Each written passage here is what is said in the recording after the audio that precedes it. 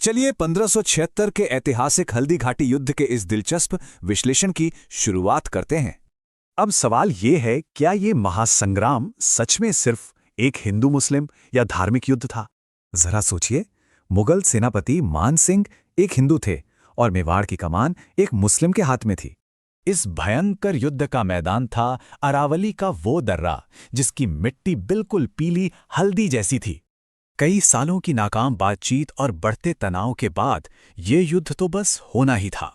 और फिर 18 जून 1576 को सूरज निकलते ही ये ऐतिहासिक युद्ध आखिरकार शुरू हो गया। यहाँ सबसे हैरान करने वाली बात ये थी कि दोनों ही सेनाएं अविश्वसनीय रूप से विविध थीं। मान सिंह की 10,000 की विशाल शाही सेना असल में एक बेहद जटिल भू राजनीतिक गठबंधन थी। वहीं महाराणा प्रताप के पास स्थानीय भील धनुर्धरों और अफगान लड़ाकों से बनी एक जबरदस्त फौज थी।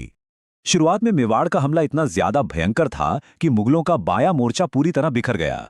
लेकिन शाही मुगल रिजर्व ने तुरंत आकर मोर्चा संभाल लिया और लड़ाई की दिशा ही बदल दी। इस भयंकर अफरा तफरी के बीच आखिरकार दोनों सर्वोच्च सेनापति युद्ध के मैदान में आमने सामने आ गए।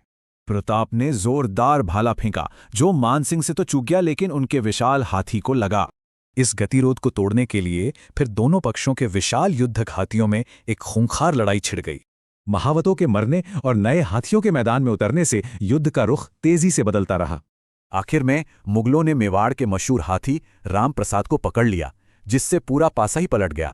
3 तरफ से घिरे होने की वजह से महाराणा प्रताप तीर और भालों से बुरी तरह घायल हो गए। तब सेनापति बीदा झाला ने एक महान बलिदान देते हुए शाही छत्र ओढ़कर दुश्मनों का ध्यान भटकाया। ये साहसिक बचाव उनके उस वफादार घोड़े के कारण ही संभव हुआ जिसे लोग नीला घोड़ा कहते थे। खुद बुरी तरह घायल होने के बावजूद चेतक ने दम तोड़ने से पहले अपने स्वामी की जान बचा ली। इस भयंकर नरसंहार में मेवाड़ की सेना के लगभग 46% सैनिक मारे गए या घायल हुए। खून खराबा इतना भयानक था कि युद्ध के उस पूरे इलाके को रक्त तलाई यानी खून का तालाब कहा गया। हकीम खां सूरी जैसे वफादार सेनापति अपनी आखिरी सांस तक लड़े, जिन्होंने धर्म से ऊपर अपनी निष्ठा रखी। भले ही मैदान पर मुगलों का कब्जा हो गया, लेकिन पहाड़ियों के बीच से मेवाड़ी संघर्ष लगातार जारी रहा।